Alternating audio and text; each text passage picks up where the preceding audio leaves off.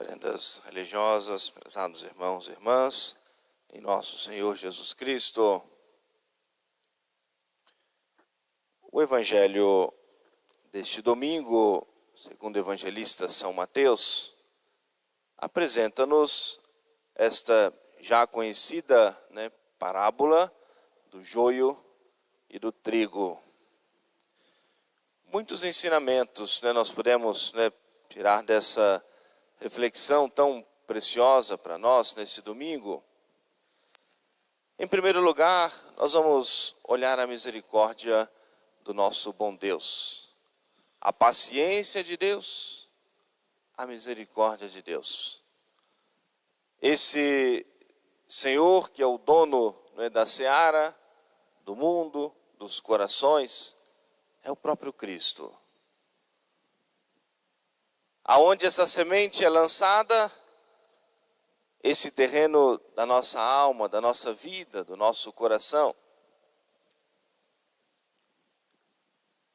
Os semeadores da palavra de Deus, começando de nosso Senhor, por meio da igreja, e todos aqueles que passaram em nossas vidas e foram lançando essa boa semente da palavra de Deus, da educação católica, da formação dos valores morais cristãos.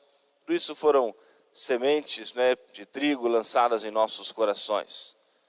Mas todos nós estamos nesse mundo posto no maligno, sujeito aos atrativos do mundo, às tentações do demônio e à nossa própria natureza inclinada ao mal, como consequência do pecado original.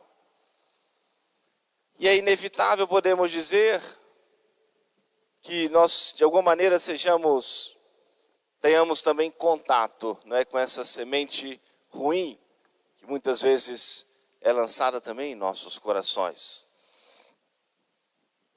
Mas talvez alguém já poderia trazer essa reflexão, mas então é impossível nós vivermos, ou seja, sem cometer pecado? Nós vamos ter contato a todo momento com o mal. O demônio que nos tenta, a nossa natureza que é inclinada ao mal e o mundo que nos atrai. Mas muito maior, muito mais forte do que tudo isso é a graça de Deus. É o poder de Deus. São os meios que Deus nosso Senhor, por meio da igreja, colocou e coloca à nossa disposição para nós, mesmo sujeito às tentações, tendo contato, podemos dizer, nessa proximidade que nós vivemos com o mal, ainda assim nós resistirmos ao mal, vencermos as tentações. A graça de Deus é sempre maior, o poder de Deus é sempre maior, a força dos sacramentos é sempre maior. Não podemos ficar isentos das tentações. Não vamos ficar isentos dos atrativos que o mundo exerce sobre nós. Mas é possível, com a graça de Deus, vencermos toda e qualquer tentação. Alguém passar a vida livre de alguma imperfeição, pecado venial, só por uma graça especial de Deus. Passar a sua vida inteira livre do pecado mortal. Nós temos muitos exemplos na vida da igreja, de muitos santos que guardaram a inocência do seu batismo, por um privilégio especial de Deus, por uma graça especial de Deus, mas também pela sua correspondência aos dons, às graças de Deus. O fato é que com a graça de Deus, com os meios que nós temos, nós podemos vencer toda e qualquer tentação. Mas na parábola que o nosso Senhor nos contou, depois os empregados vieram, quando lançaram a semente do trigo, e depois que começou a germinar, a crescer, perceberam que havia também uma outra erva daninha plantada naquele meio. E vieram dizer ao patrão: mas qual semente que o Senhor nos deu para lançar? Foi a semente boa, a semente do trigo. Mas agora está lá, ou seja, outra erva crescendo junto. O senhor quer que a gente vá lá para arrancar tudo aquilo? Disse: não. Pode ser que ao arrancar o joio vai arrancar também não é, a planta do trigo. Deixai. Dai o tempo. Nada melhor do que o tempo para mostrar com clareza e para que seja mais facilmente feita essa separação, bons e maus, justos e injustos. E virá o momento da colheita, o momento da ceifa, onde será feita a definitiva separação. O joio vai ser retirado, amarrado e ser lançado para ser queimado, e o trigo vai ser recolhido no celeiro. Prezados irmãos e irmãs, o quanto é importante, em primeiro lugar, que nós sejamos semeadores da palavra de Deus. Que nós sejamos instrumentos do Senhor, porque o grande semeador é o próprio Cristo, obviamente, mas que nós sejamos instrumentos do Senhor para semear a sua palavra. A nossa grande responsabilidade em semear a palavra de Deus no coração das nossas crianças. A nossa grande responsabilidade de dar uma boa educação às nossas crianças, uma educação católica nos valores morais cristãos. Porque é certo que mesmo a criança com todo o cuidado em algum momento vai ter contato com o mundo, mas precisa desde cedo receber, ser alimentada pela palavra de Deus, pelos ensinamentos cristãos, católicos, para que possa depois resistir aos atrativos do mundo, às tentações do mal. E para que, em primeiro lugar, crie raízes no seu coração a verdade católica, a fé católica. O Papa São Pio X, quando permitiu que as crianças, aí aos 7 anos, atingindo o uso da razão, fizessem a sua primeira comunhão, não era permitido que as crianças comungassem. E na mensagem do Papa, o Papa fez essa reflexão. É muito importante que chegue no coração da criança a Eucaristia antes do primeiro pecado mortal. É significativo na vida da criança que ela receba a Eucaristia antes de cometer o pecado. Que o primeiro contato, obviamente, foi pela graça do batismo, mas atingindo o uso da razão, que tenha essa proximidade, esse contato, receba esse alimento da Eucaristia, a presença do Senhor na Sagrada Comunhão. Sermos semeadores da palavra de Deus. É preciso também nós olharmos um ponto da reflexão que nós mencionamos inicialmente, a paciência de Deus. Nós estamos no tempo da misericórdia do Senhor.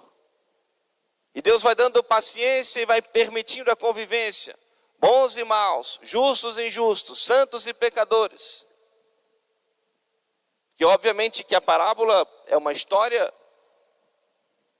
não é possível, na vida dos vegetais, não vai um pé de laranja se transformar num pé de abacate, ou qualquer outra coisa semelhante.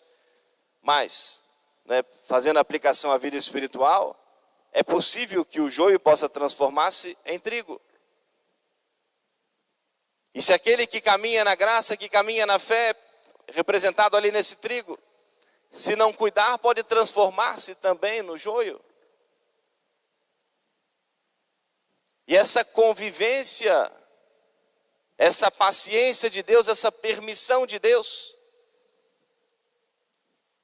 da convivência de bons e maus, justos e injustos, santos e pecadores, é para dar tempo da conversão, para dar tempo da mudança, para permitir com que os que estão longe do Senhor vejam os bons exemplos e possam querer também ser verdadeiros discípulos de nosso Senhor. Para aqueles que caminham na virtude e que caminham na graça, possam ter ocasião também de praticar as virtudes da paciência, da compreensão, da misericórdia, do perdão. Não cabe a nós determinarmos esse momento, esse tempo de Deus.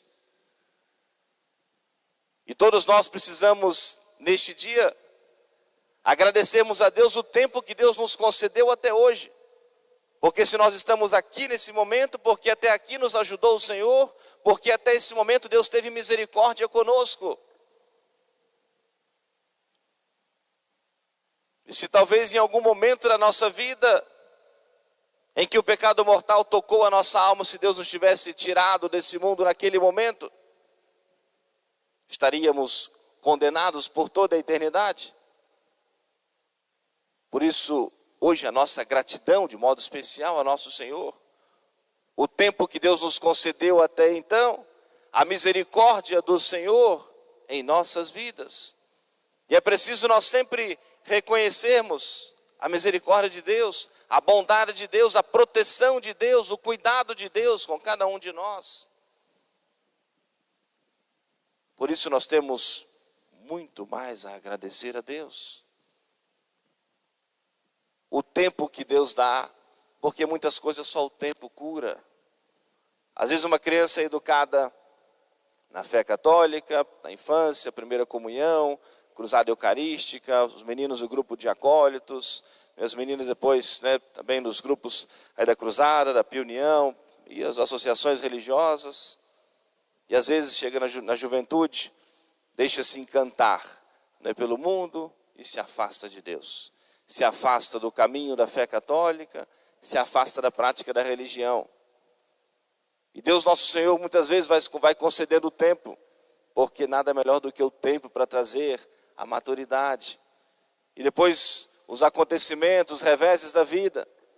E a pessoa começa a perceber aquilo que de fato é importante, aquilo que aprendeu na infância, aquele ensinamento que recebeu na infância, a convivência que teve na igreja, na sua infância e na sua adolescência. E depois começa a perceber quais são os valores, o que importa de fato na sua vida. Porque a glória, a alegria do mundo é tão passageira e muito mais rápido do que nós muitas vezes pensamos e imaginamos. E o tempo muitas vezes vai trazendo de volta para o redil do Senhor a paciência de Deus, a compreensão de Deus, a misericórdia de Deus. Mas um outro ponto importante para nós é nós olharmos sempre com muita seriedade, com um senso de responsabilidade, para nós não abusarmos da misericórdia de Deus, para nós não abusarmos da bondade de Deus, para nós não abusarmos do tempo que o Senhor nos concede. Pois o Senhor, que é dono do tempo e não nós, e quanto tempo nós temos ainda para nós recebermos de Deus o perdão? Quanto tempo nós teremos ainda de hoje em diante, até o momento da ceifa? Até o momento em que o Senhor virá nos chamar para a eternidade? Então, se nós estamos aqui nesse momento, hoje, nós agradecemos a Deus, pedimos ao mesmo tempo a Deus o perdão, e se nós precisamos nos recolocar no caminho, que não deixemos para amanhã, porque amanhã só Deus tem o domínio sobre ele. Aproveitarmos o tempo da misericórdia de Deus, aproveitarmos esse momento da misericórdia de Deus, e correspondermos aos seus dons, correspondermos à sua graça.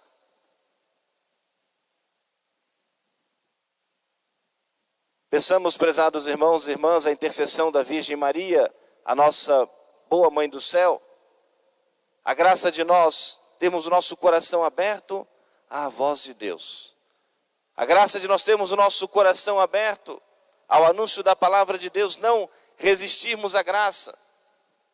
Como diz a Sagrada Escritura, se hoje ouvirdes a voz de Deus, não endureçais os vossos corações. São Paulo aos Colossenses nos dá esse conselho no finalzinho da leitura de hoje. Que seja esse o nosso propósito, a nossa resolução, com a graça de Deus, com a proteção de Nossa Senhora. Tudo quanto fizerdes, por palavras ou por obras, seja tudo em nome de nosso Senhor Jesus Cristo. Que seja esse o nosso compromisso da nossa semana, a resolução da nossa semana. Tudo quanto fizerdes, por palavras ou por obras, seja tudo em nome de nosso Senhor Jesus Cristo, para a glória de Deus, para a salvação das nossas almas, para a edificação do nosso próximo. Amém. Louvado seja nosso Senhor Jesus Cristo. Para sempre seja louvado.